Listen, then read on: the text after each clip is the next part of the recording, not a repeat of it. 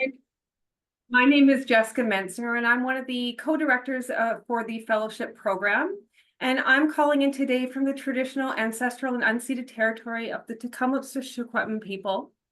I'm here today with my counterpart, Zan Rothenberg, who will be supporting me to facilitate this lecture. Please note that there will be an opportunity for questions at the end, so feel free to put your questions in the chat throughout the course of the presentation. We'll be monitoring and facilitating the question period. So without any further delay, I'd like to introduce today's speaker. Mindy holds undergraduate degrees in psychology and education and earned her MSW in 2015. She's currently pursuing a PhD in social work, focusing on experience of social work students encountering indirect trauma during field placements. Her career initially centered on research, education, and curriculum development until 2021 when she relocated to Vancouver. Since then, she has worked in hospital social work and has provided direct counseling in primary care settings. Mindy is now transitioning into a new role as social work educator. Through the BC-CSU Addiction Fellowship, she aims to empower social workers by translating knowledge into practice and integrating into addiction care into healthcare education and programs. Welcome, Mindy. Thank you so much for that lovely introduction. Welcome, everyone, and thank you for joining me for my What's New in Addiction Social Work presentation, helping clients move through shame using acceptance and commitment therapy. I'd also like to respectfully acknowledge the unceded traditional territories of the Coast Salish people, including the Tsleil-Waututh, Squamish, and Musqueam nations on which I live, work, study, and play. I also acknowledge that the oppressive structures of colonization have resulted in the overrepresentation of Indigenous people in areas such as mental health and addictions. These disparities are rooted in a history of systemic racism, cultural erasure, and intergenerational trauma. As a practitioner, I commit to addressing these inequities by advocating for culturally safe and responsive care and by supporting Indigenous-led healing practices and solutions. For conflicts of interest, I currently have no conflicts of interest to declare. I am currently working on my PhD in social work, but the two topics are not related. I would also like to thank the Health Sciences Association for their generosity in funding me for this fellowship experience. This presentation is organized into 4 key parts, each with a specific learning objective. The first part will delve into the current research on shame and its critical role in addiction. The second part will examine the role of acceptance and commitment therapy in substance use recovery, drawing on the latest research findings. The third part will apply this knowledge through a case study, demonstrating how these concepts can be integrated into social work practice. Finally, the presentation will conclude with a discussion on the broader implications for social work, highlighting the practical and theoretical insights gained. So part one, we're going to look at research into shame and its role in substance use. So the first slide is going to look at understanding shame in general. So shame stems from a perceived failure or inadequacy, undermining self-worth and dignity. It leads to self-devaluation, emotional pain, and behaviors like avoidance and withdrawal, often driven by fears of social rejection or norm violations. Focusing on the study by Budiarto and Helmy in 2021 entitled Shame and Self-Esteem, a Meta-Analysis. The study aimed to better understand the relationship between shame and self-esteem, a connection that is well recognized but not fully understood. The researchers conducted a meta-analysis of 18 studies involving a total of 578 participants to examine the strength and consistency of this relationship. The key finding was a strong negative correlation between shame and self-esteem, meaning that higher levels of shame are associated with lower self-esteem. This is in a large effect size, suggesting a significant impact. However, the study also revealed a high degree of variability across the studies, indicating that the relationship may differ depending on how shame and self-esteem are measured. One important moderator identified was age. The impact of shame on self esteem varied across different age groups. Interestingly, Clinical sample characteristics and study quality did not appear to influence the relationship significantly. These findings highlight the importance of addressing shame and psychological treatment, particularly for those with low self esteem.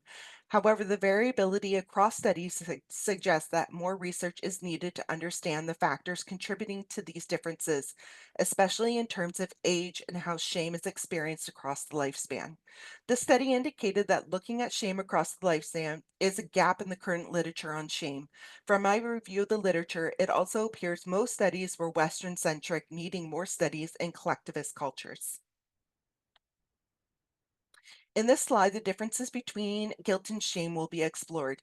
Guilt is behavior focused, arising from the perception of having done something bad, and involves moral evaluation and concern for others. It is generally less intense, involving feelings of remorse, and often motivates constructive actions like apologizing or repairing harm, making it psychologically adaptive by promoting growth and social repair. Shame, on the other hand, is self focused, tied to the belief of being fundamentally bad, with a focus on self image rather than morality. It is more intense and overwhelming, often leading to avoidance, withdrawal, or defensive aggression. Unlike guilt, shame has a long term negative impact, undermining self esteem and contributing to mental health issues such as depression, social anxiety, and addiction. In this slide, we look at shame's role in addiction. The cycle of shame and addiction begins with feelings of inadequacy or failure, which fuel shame and drive individuals to use substances as a way to escape or numb emotional pain. While substance use may offer temporary relief, it ultimately intensifies feelings of shame, creating a harmful loop. This self medication pattern perpetuates the shame addiction cycle, reinforcing both emotional distress and reliance on substances over time. There are several gaps in the literature on shame and addiction. First, while some studies suggest a bidirectional relationship between shame and substance use, the evidence is inconsistent and further longitudinal research is needed. Additionally, most research focuses on alcohol with limited exploration of how shame relates to other substances like opioids or stimulants. Cultural, socioeconomic, and identity related factors also remain underexplored in terms of their influence on the shame addiction dynamic. Moreover, the specific coping mechanisms individuals use to manage shame and addiction are not well understood, and more research is needed on the moderators such as self compassion or positive emotions. These gaps highlight the need for more diverse, nuanced studies to improve intervention strategies.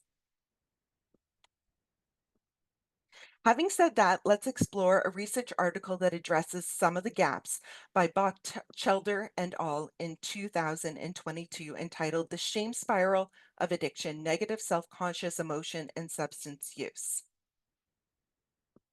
Looking at the study more closely, it examined how shame and guilt as negative self-conscious emotions interact with substance use among sexual minority men who use methamphetamine.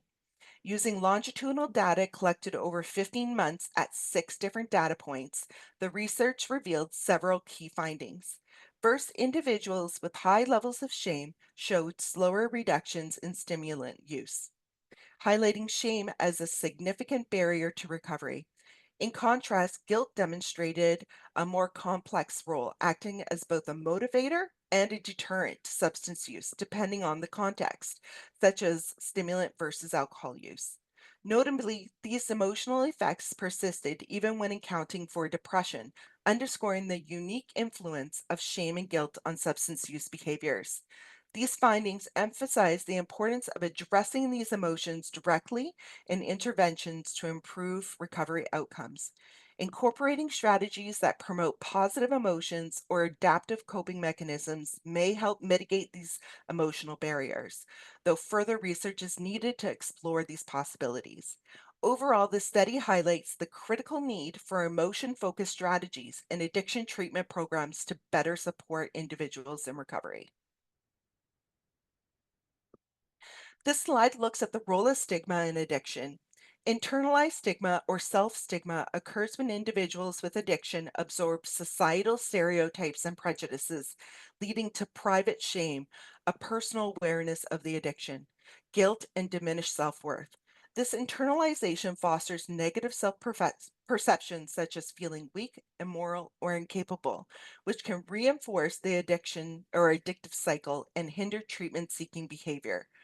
For those with addiction, private shame often stems from both societal stigma around substance use and the repeated experiences of discrimination in personal and professional contexts, including healthcare. Stigma in healthcare settings present a significant barrier to effective treatment for individuals with mental health and substance use disorders. It manifests through discriminatory attitudes and behaviors, fostering shame and discouraging individuals from seeking help. This stigma not only undermines trust in healthcare systems, but also exacerbates feelings of isolation and self stigma, particularly among marginalized groups. These dynamics are especially problematic in primary care settings, where stigma can hinder early interventions and perpetuate health inequities. A research study by Murney and colleagues sought to address this issue by investigating how health providers in community health centers, or CHCs, understand and experience stigma related to mental health and substance use, as well as their ideas for effective interventions to address stigma and discrimination. The study employed a phenomenological approach involving 23 interviews with senior staff members and peer workers, alongside three focus groups with frontline healthcare providers in three CHCs in Toronto, Ontario. The data were analyzed using hybrid thematic analysis combining emergent and a priori coding. The findings highlighted that stigma and discrimination related to mental health and substance use occur within the broader context of poverty, trauma, gender, race, and other social determinants of health. Cultural misunderstandings, the structural design of health systems, and burnout among providers were identified as factors exacerbating these issues. Health providers suggested several interventions, including ongoing training, CHC wide meetings, and community based anti stigma campaigns targeting both service providers and local residents. The study's limitations include the exclusion of non peer worker clients and other community members, which could have provided additional perspectives. The purposeful sampling method, while effective in capturing in depth, information rich cases, may have introduced selection bias. Additionally, social desirability bias may have influenced participants' responses as they may have answered in ways they believed researchers would find favorable. Overall, stigma and discrimination related to mental health and substance use have a profound impact on both healthcare and the broader social setting. This study, one of the first to explore these issues within primary healthcare settings in Canada, underscores the complex health needs of CHC clients and the challenges faced by health providers. The authors recommend further research to evaluate the long term effectiveness of the proposed interventions. In this slide, shame's impact on addiction recovery is explored. The cycle of shame and addiction is driven by shame reinforcing feelings of isolation, worthlessness, and unworthiness of help, which perpetuates substance use as a way to numb emotional pain. This creates a self sustaining cycle that hinders recovery by preventing individuals from seeking treatment or joining support groups due to fear of judgment and rejection. Consequently, shame leads to withdrawal from supportive relationships, further increasing isolation and the risk of relapse. In this article by Sauer and colleagues, examined how individuals in recovery from alcohol dependence narrate and understand their experiences of shame. 8 participants from Alcoholics Anonymous shared their recovery stories, which were analyzed through narrative techniques. So this is the same study from the slide before, and the study organizes their results in three categories: pre-dependence feelings of shame, Shame During Alcohol Use and Recovery. Within the slide are direct quotes from participant experiences with shame and addiction within each category. So, with pre-dependence feelings of shame, participants reported a deep-rooted sense of self-negativity that predated their alcohol dependence. During shame during alcohol use, alcohol provided temporary relief from feelings of worthlessness and served as a way to connect with others. In recovery, effective recovery involved creating safe spaces for discussing shame and finding meaning in these experiences. So, some of the key takeaways of the study is that shame often predates alcohol dependence, manifesting as negative self-use. Alcohol serves as a coping mechanism for those feelings, but exacerbates the problem over time. Recovery requires creating environments where individuals can process shame safely and redefine their experience. The limitations of the study is that it's a small homogeneous sample from AA groups, which limits generalizability. Findings rely on subjective narratives, which may include some biases. The research findings align well with acceptance and commitment therapy, with emphasizes accepting difficult emotions and committing to value-driven actions. Shame, identified as a deep-rooted factor in alcohol dependence, can be addressed through ACT's principle of acceptance, cognitive diffusion, and mindfulness by helping individuals accept shame as a natural experience rather than suppressing it through alcohol use. And we'll talk about ACT's role in the next section. In this slide, we look at the potential role of shame in recovery. While often seen as harmful, shame can sometimes act as a catalyst for self reflection and personal growth. Constructive shame involves acknowledging failures without attaching moral judgment. This perspective encourages individuals to focus on reclaiming self worth and moving towards recovery. Non judgmental spaces allow individuals to process shame in a healthier way. Feeling safe reduces defensiveness and fosters openness to constructive change. Supportive environments promote resilience and strengthen efforts to sustain recovery. Overall, when approached constructively, shame can be transformed from a barrier into a motivator for recovery. Creating safe, compassionate spaces is essential for helping people harness shame in a way that supports healing and growth. In the study, the authors challenged the dominant view that guilt and shame have opposing tendencies in addiction recovery. They question whether these emotions can be so clearly separated and whether they always lead to opposing behaviors. The study highlights that both emotions can either enhance or hinder recovery depending on how they are managed. The key finding is that self blame plays a critical role when individuals see themselves as capable of change. Both guilt and shame can drive positive transformation. However, if they view themselves as fundamentally flawed, these emotions can be destructive.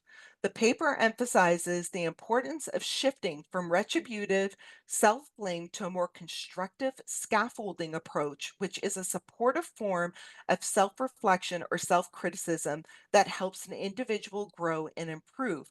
To manage emotions, particularly through empathy driven and narrative driven therapeutic techniques. This shift enables individuals to use shame and guilt in a way that supports rather than undermines their recovery. This study also aligns with acceptance and commitment therapy by emphasizing the importance of self compassion and the flexibility of psychological perspectives. ACT encourages individuals to accept difficult emotions like shame and guilt without letting them dictate behavior, which directly connects with the study's focus on shifting from retributive self blame to more constructive scaffolding approach. By fostering a mindset where individuals are seen as capable of change instead of fixed in their flaws, ACT helps people manage these emotions in ways that promote recovery rather than reinforcing harmful patterns. And that brings us to part two, the literature around acceptance and commitment therapy and its role in substance use recovery. And I'm just going to take a moment to have a drink of water. Okay, so let's move forward. Acceptance and commitment therapy emerged in the late 1980s as part of the third wave of cognitive behavioral therapies, which emphasize mindfulness and acceptance strategies alongside behavior change. Developed by Stephen C. Hayes, ACT is grounded in relational frame theory, a behavioral theory of human language and cognition. Key ACT assumptions include the belief that life is inherently challenging and includes a mix of pleasant and painful experiences. A fulfilling life requires embracing the full range of emotions, not just the positive ones. Thus, ACT's theoretical foundation revolves around the concept of psychological flexibility, the ability to stay present, open, and engaged with life even in the face of challenging thoughts or emotions. Unlike traditional cognitive behavioral approaches that focus on altering negative thoughts, ACT encourages individuals to accept these experiences without judgment and align their actions with personal values. So, acceptance and commitment therapy involves six core therapeutic processes, often visualized as a hexaflex, that help individuals increase psychological flexibility. The first point, starting at the top, is acceptance, involves allowing uncomfortable emotions and thoughts to exist without trying to control or avoid them. The second point, cognitive diffusion. In ACT, cognitive diffusion refers to when individuals become overly attached to their thoughts, believing them as absolute truths. This can lead to unhealthy behaviors such as avoiding situations that evoke the comfortable emotions. For example, thinking, I am a failure may prevent someone from taking risks or trying new things. On the other hand, cognitive diffusion is the process of learning to detach from thoughts, viewing them as temporary and separate from one's own identity. In diffusion, thoughts are observed rather than reacted to, allowing individuals to act based on their values rather than their automatic thought patterns. This shift increases psychological flexibility and helps people engage more effectively with life. The third point, being present, encourages mindfulness, being fully engaged in the present moment without distraction. The fourth point, self as context. This process helps individuals see themselves as the observer of their experiences and not defined by them. The fifth point, values. ACT helps individuals identify what truly matters to them in life and align their actions with those values. And the last point, commitment. The final process focuses on taking steps towards their valued goals, even in the presence of difficult emotions or challenges. These processes work together to increase flexibility, promote psychological well being, and encourage meaningful action despite life's inevitable struggles. One important note, in acceptance and commitment therapy, cognition encompasses all types of thinking along with feelings and emotions. Unlike other therapeutic models, cognition and emotions are not viewed as separate entities. Acceptance and commitment therapy is a versatile therapeutic approach effective for clients dealing with anxiety, depression, OCD, substance use, chronic stress, and chronic pain. Its focus on psychological flexibility, mindfulness, and value based living is particularly beneficial for individuals seeking to reduce emotional conflict and align their behaviors with personal values. However, ACT may not be suitable for everyone. Clients with severe cognitive impairments, low motivation, or those in acute crisis may struggle with its introspective and abstract techniques. While ACT excels in fostering long term emotional resilience and personal growth, its efficacy depends on the client's readiness to engage deeply with its principles and practices.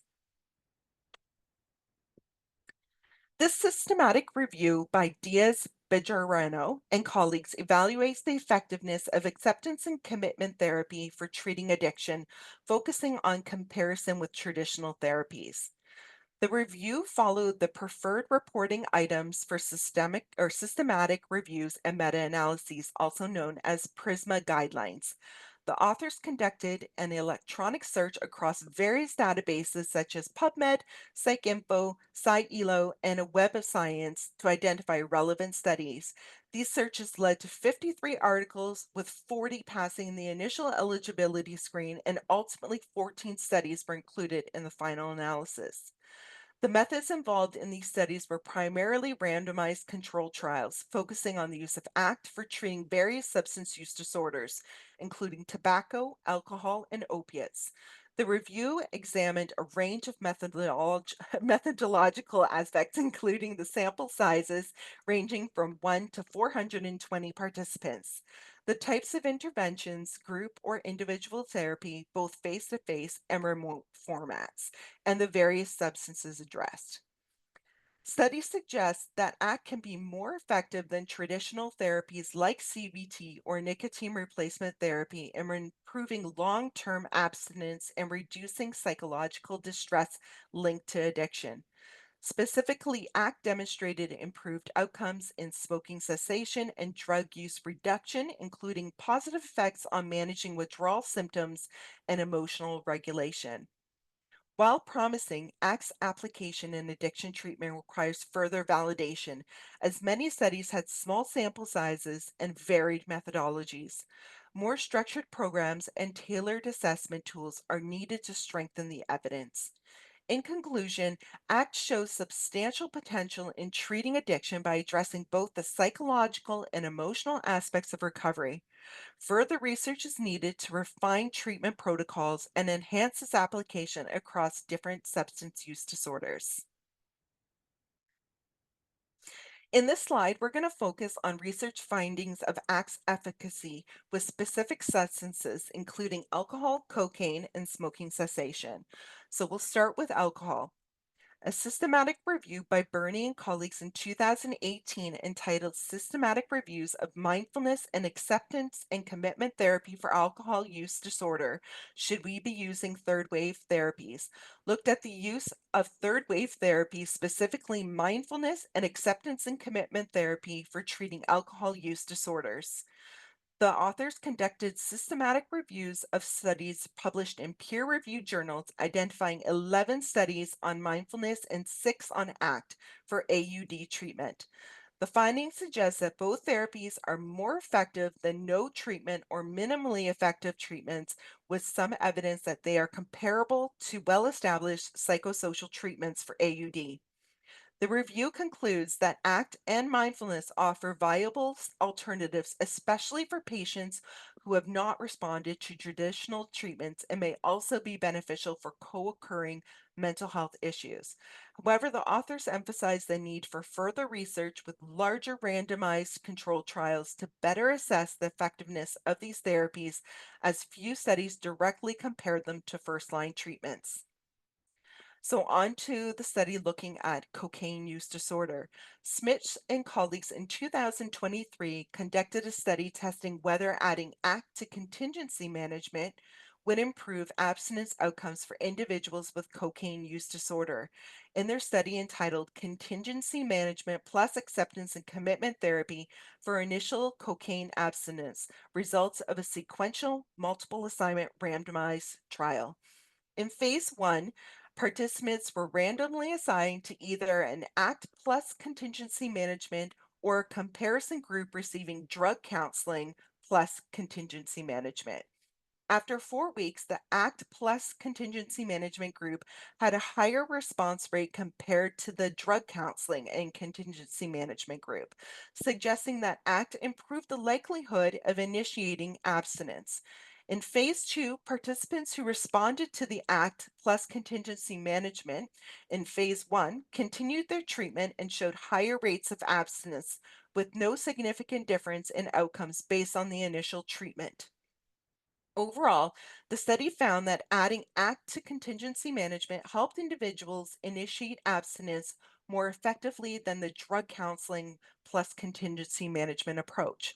However, there was no evidence that ACT had a greater effect on long term abstinence compared to the comparison group once individuals had responded in phase one. And lastly, we look at smoking cessation. In 2020, A randomized control trial study by McClure and colleagues entitled Comparative Effectiveness of Group Delivered Acceptance and Commitment Therapy versus Cognitive Behavioral Therapy for Smoking Cessation, a randomized control trial, compared the effectiveness of group delivered acceptance and commitment therapy versus group delivered cognitive behavioral therapy for smoking cessation in a large randomized control trial. A total of 450 participants from the Kaiser Permanente Washington healthcare system were assigned to either ACT based or CBT based group counseling, with both groups receiving an 8-week course of nicotine patches. The primary outcome was 30-day point prevalence abstinence at 12 months post randomization. At the 12-month follow-up, the 30-day abstinence rates were similar between the ACT group and the CBT group, with no statistically significant difference. Sensitivity analyses and biochemical confirmations of smoking status showed consistent results. The study concluded that ACT and CBT had similar long-term quit rates, suggesting that group-based ACT is a viable alternative to group-based CBT for smoking cessation. These findings contribute to the growing body of research exploring ACT and mindfulness based interventions for smoking cessation. So, within the first part of this presentation, we looked at shame's role in substance use and recovery.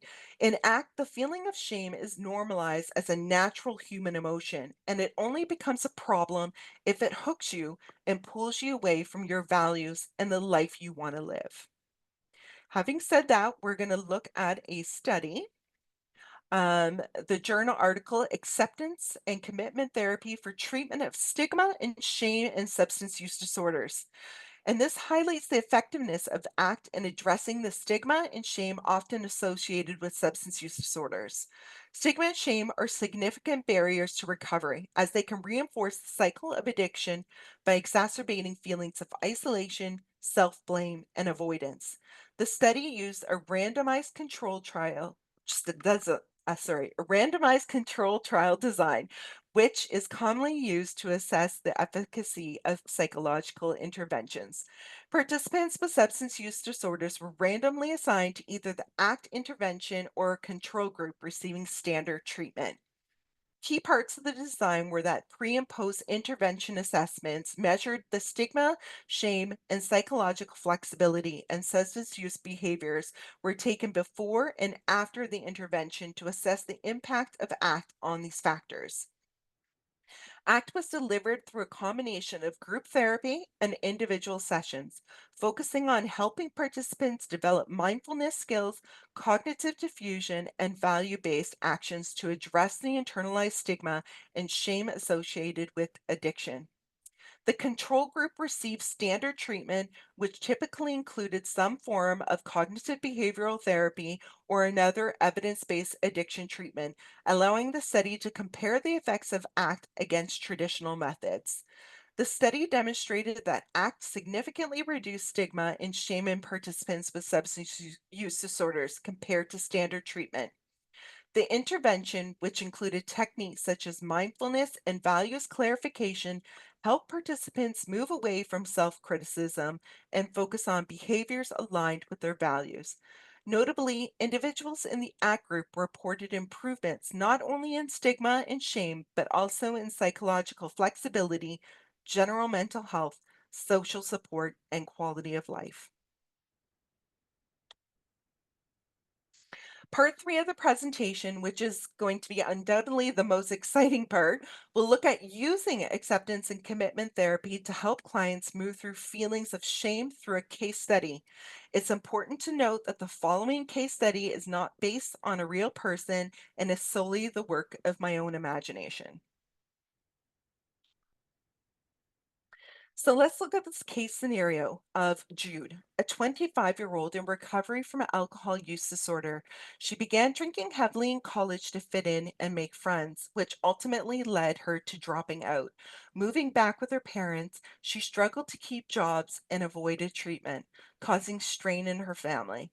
After her parents set boundaries, Jude left in anger, taking and pawning her mother's heirloom jewelry for alcohol. Now 90 days sober, she's working with an ACT therapist, focusing on reconnecting with her values and mending her relationship with her parents, despite deep feelings of shame and regret. She confided in her social worker that she has been avoiding them because she feels like a disappointment, a failure, and not worthy of their love and attention. Moreover, she expressed that when she feels this way, her cravings increase and she feels she can't fight these urges much longer. So, Jude's struggle with addiction is deeply tied to feelings of inadequacy, shame, and avoidance. In college, she began drinking heavily to fit in, likely masking social anxiety and a sense of not belonging. While alcohol temporarily alleviated these feelings, it ultimately fueled her addiction. As her addiction progressed, Jude internalized her academic failures, dropping out of college and struggling to maintain jobs. Viewing herself as a failure and a disappointment, she sank deeper into shame, reinforcing the cycle of addiction. Her shame intensified when she stole and pawned her mother's heirloom jewelry to buy alcohol, compounding her guilt and sense of unworthiness. This violation of trust deepened her isolation and avoidance, distancing her from her family and treatment. Jude's avoidance became a coping mechanism, helping her escape the discomfort of confronting her past but perpetuating her addiction and feelings of inadequacy. Jude's unresolved shame now threatens her recovery. Her fear of judgment and rejection, particularly from her parents, discourage her from seeking the emotional support she needs. Intense feelings of shame can trigger cravings, making her more vulnerable to relapse. Additionally, her belief that she is unworthy of love or success hinders her ability to rebuild relationships, repair her life, and fully engage in recovery. Self sabotaging behaviors rooted in her shame further jeopardize her progress by creating barriers to healthy relationships and sustained sobriety.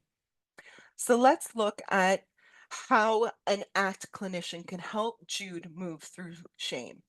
Now, as you would have seen when I spoke about the ACT hexaflex, there are several different kind of core fundamental skills to ACT and beliefs. Out of those core assumptions, I've chosen two to specifically talk about today, and that's cognitive diffusion and values clarification. So, cognitive diffusion is looking at labeling thoughts as thoughts. So, the therapist might say, you mentioned feeling like a disappointment and a failure. Let's take a moment to notice these as thoughts that your mind is offering rather than truths about who you are. Can you try saying, I'm having the thought that I am a disappointment and a failure instead of just, I am a disappointment and a failure? And Jude would repeat, I am having the thought that I am a disappointment and a failure. The therapist could then ask, what happens when you add that phrase? Does it feel a little different as if you're stepping back from the thought? This exercise helps Jude realize that her thoughts are not facts, but passing mental events that she can observe without believing or acting on them. The clinician's role in this case is not to debate with Jude if her thoughts are valid. It's just to refocus Jude on whether these thoughts are helping her achieve her aims in life and working towards her values. Another cognitive diffusion technique is the silly voice exercise. The therapist could ask you to repeat self critical thoughts like, I'm a failure, out loud in a cartoonish or exaggerated voice. This exercise highlights the artificial nature of the thought and reduces its emotional grip. Now, at this point, I was going to demonstrate using a silly voice, repeating I am a failure, but I've tried several times and it makes me laugh uncontrollably. So I'm just going to leave this up to your imagination to, to visualize that in your mind. Another technique is leaves on a stream visualization. So Jude could be guided to imagining her thoughts like, I am not worthy of love, as leaves floating down a stream. She watches them come and go without clinging to or fighting them. This helps her practice letting go of painful judgments and creating space for more constructive thoughts. And in this specific technique, it isn't just simply putting the thought on or visualizing the thought, putting it on a leaf and watching it go down the stream. You're actively paying attention to the thoughts that enter your mind, so negative self talk, and taking that and putting them on leaves in a continuous basis until the mind is clear. The second approach is values clarification. The therapist might use a guided visualization or worksheet to help Jude explore her values for instance, the therapist could say, imagine it's 10 years from now and you're living the life you truly want. What kind of person do you want to be remembered as? What relationships are most important to you? Jude might identify values like family connection and integrity. The therapist could then help her link those values to specific actions like writing a letter of apology to her parents or scheduling a family meeting to begin rebuilding trust. The therapist may say, even though approaching your parents feels hard, think about how this action aligns with your values of family connection. How might taking this step move you closer to the person you want to be? By grounding her actions in her values, Jude can find motivation and purpose even when facing challenging emotions or situations. So, in part four, which is the last part of this presentation, social workers in Vancouver have unique opportunities to advance research on acceptance and commitment therapy and addiction treatment, particularly in areas such as culturally relevant interventions and chronic pain management. Vancouver's diverse population provides an ideal setting to explore how ACT can be adapted for Indigenous and immigrant communities by integrating traditional healing practices. Additionally, research could examine ACT's role in supporting individuals with co occurring chronic pain and substance use disorders, such as its application in opioid addiction treatment and harm reduction strategies. Another promising area of inquiry involves enhancing local treatment approaches for stimulant use disorder. Currently, contingency management is the primary treatment modality. Building on earlier discussions about the effectiveness of combining contingency management with ACT for cocaine use, researchers could investigate how incorporating ACT through group or individual therapy might improve outcomes for individuals with stimulant use disorders. Social workers are particularly well suited to lead these research efforts due to their expertise in addressing the social determinants of health and systems oriented perspective. For example, ACT could be studied alongside housing first models to assess its impact on recovery and stability for individuals experiencing homelessness and addiction. By leveraging their client centered and community based approaches, social workers can ensure ACT interventions are equitable, innovative, and aligned with the profession's mission to empower individuals and drive systemic change. So I just want to take this opportunity to thank everyone for joining me today. I'm not quite sure what the time. Oh, it's 12:43, so it looks like I ran a little fast, which happens when I'm nervous.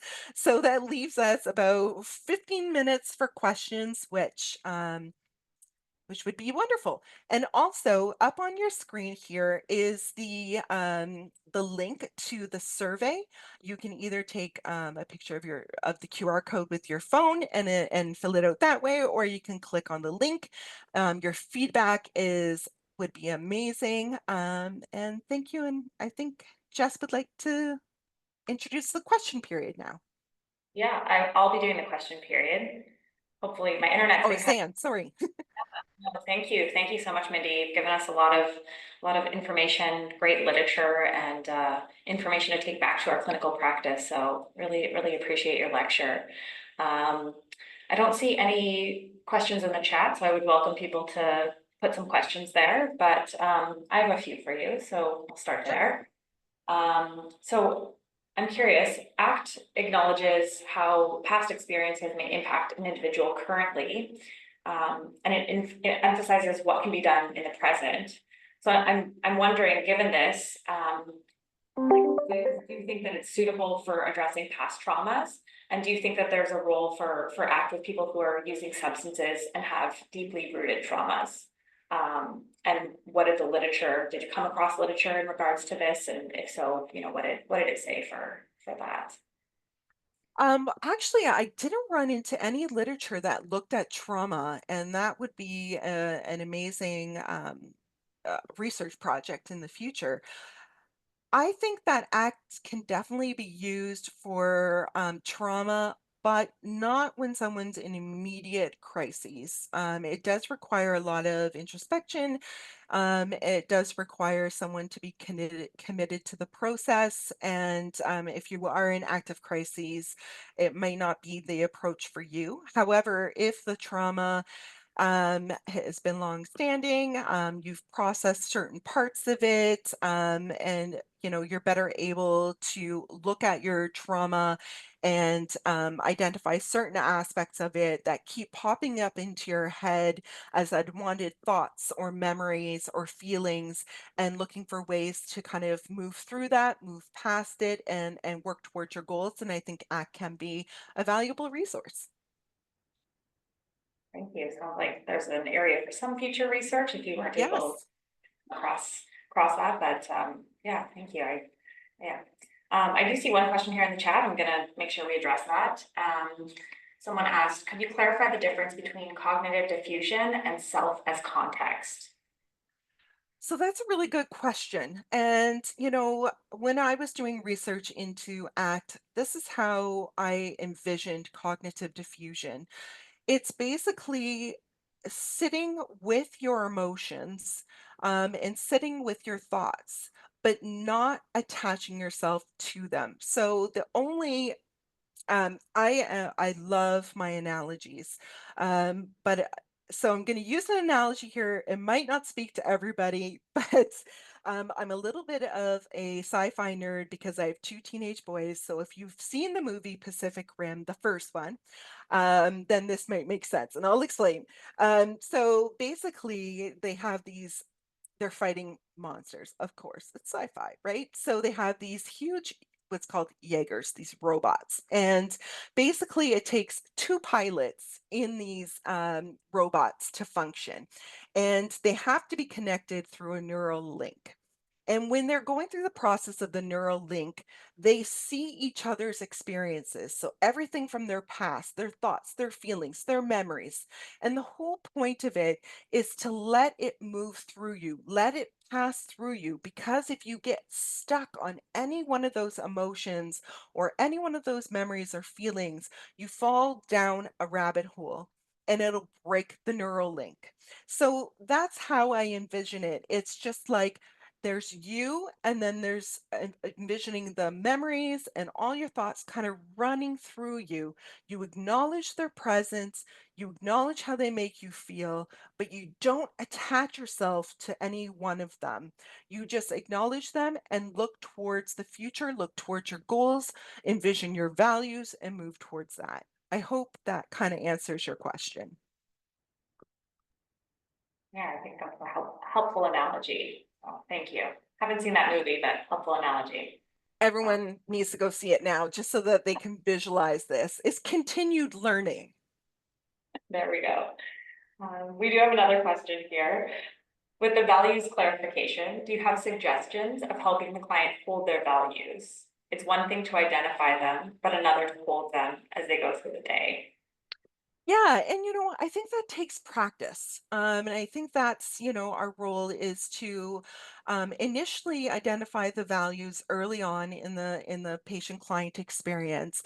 And so I'm just going to use the case study as an example. So if Jude says, um, you know, I was scheduled to go see my mom and dad. We had a family dinner, but I canceled at the last minute because the anxiety and those thoughts of being a failure, and they're going to look at me, and maybe they'll bring up the fact that I stole the jewelry, and how would I deal with that shame?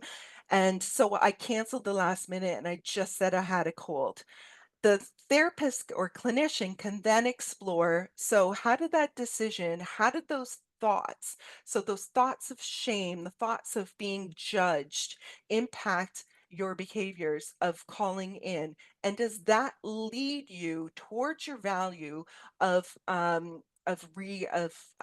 maintaining those bonds with your family? And let the client kind of speak to, well, it actually didn't because I didn't go, which means I didn't build that connection. I wasn't working on that relationship. So I let my feelings of shame, I got stuck to them and I let them hook me. I let them control my actions and ultimately it wasn't leading me in the direction of my value of creating that bond with my family.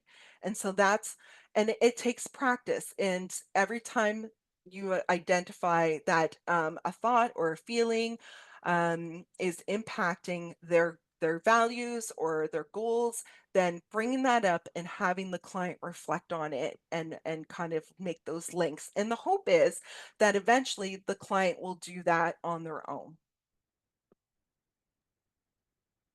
That makes sense. Um, Another question here. I'm wondering if there's any suggestions for dealing with resistance towards cognitive diffusion. So unwillingness to distance the self from those thoughts. And I think that's a really great question because I'm sure we've all run into that where, there is a little bit of resistance. Change can be stressful in itself. And I believe that it's just about exploring what those ties to those thoughts and those emotions, what's it doing for them? How does it benefit them? Because it has to serve some sort of purpose or else they wouldn't be attaching themselves to it. So, it could lead, let's say, attaching themselves to the thoughts could lead to avoidance, right? So, and then the reduction of the anxiety. And so there's a benefit there. So just identifying that and being empathetic and valuing their thoughts and their feelings, and then just slowly guiding them into seeing how being stuck in those thoughts and feelings are keeping them away from what they really want in life. I'm curious if in the literature you came across anything about ACT with Indigenous populations and how ACT would fit with the worldview of Indigenous peoples and historical factors like colonization. And no, I did not find anything that addressed that. And I did state it as a limitation and an opportunity because in Vancouver we have a very strong connection to our Indigenous peoples, and they have a very active voice in healthcare. That would be an opportunity to explore how we can kind of modify ACT to include those cultural teachings and help ACT be applicable to Indigenous peoples of Canada as well. So thank you. No problem. And I see there are some comments about being cheated out of my silly voice. And I really, really, really wanted to do the silly voice for you. I practiced it, and every time I just spit laughed. And I was like, this is so unprofessional. So I thought, well, I'll just leave it to your imagination. And I'm sure some of you did the silly voice in your head and it worked. So There are some other lovely comments here about the presentation being wonderful and that people appreciate ACT. And oh, I see one more question. Could you speak to the times when shame impedes the client's ability to open up to their therapist? I've worked with clients in early recovery who seem to have so much shame that they did not feel safe opening up about the issues in their life. yes, and I've run into that myself. And the only thing that I can recommend is using ACT's um, core beliefs of creating a safe, inclusive, non-judgmental space, and giving your client time to open up and build that therapeutic relationship. People who have been entrenched in addiction for a very long time have experienced a lot of shame, internal, societal, within the healthcare system.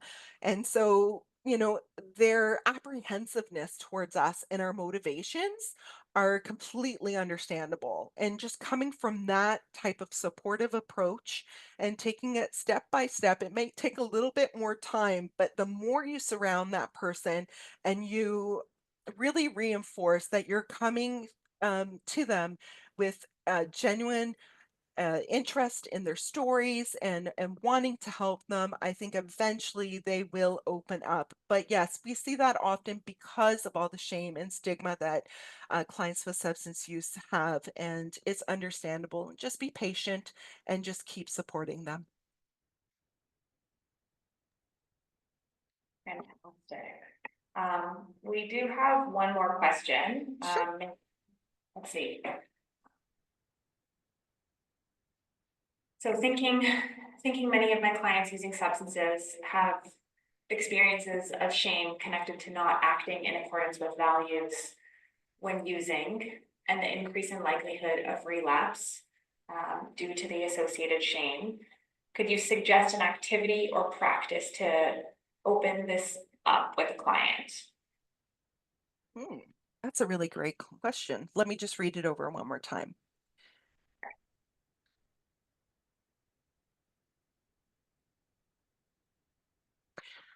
I think in this case, I would use the approach of being kind to yourself, and that whole approach of being non-judgmental. So, as we know as clinicians, um, relapse is very common in substance use, and it's. I think we need to start reframing relapse as not a failure but as more of a strength because in all their struggles, they've still come back for help. So linking that to one of their values. So if one of their values is to, let's say, reconnect with family, even the act of relapsing, but coming back for help leads them closer to that value of reconnecting to their family. So switching that from a negative to a positive and reframing it, picking up on the client's strengths, picking up on their own resilience, and that the fact that just having a relapse, they could have given up. They could have gone back to their prior life, but they've chosen not to. So in a way, they are still on that path to achieving their goals and being consistent with their values because they're coming back for help. And so looking at that as a strength. I hope that answers your question for you. Right. Thank you. I think with that, we'll wrap it up. I so appreciate all of your contributions and your presentation today, and you have many wonderful comments about it as well. Like Mindy said, there's a survey here. Please fill it out, and we'll see you next time. Thanks so much, everyone.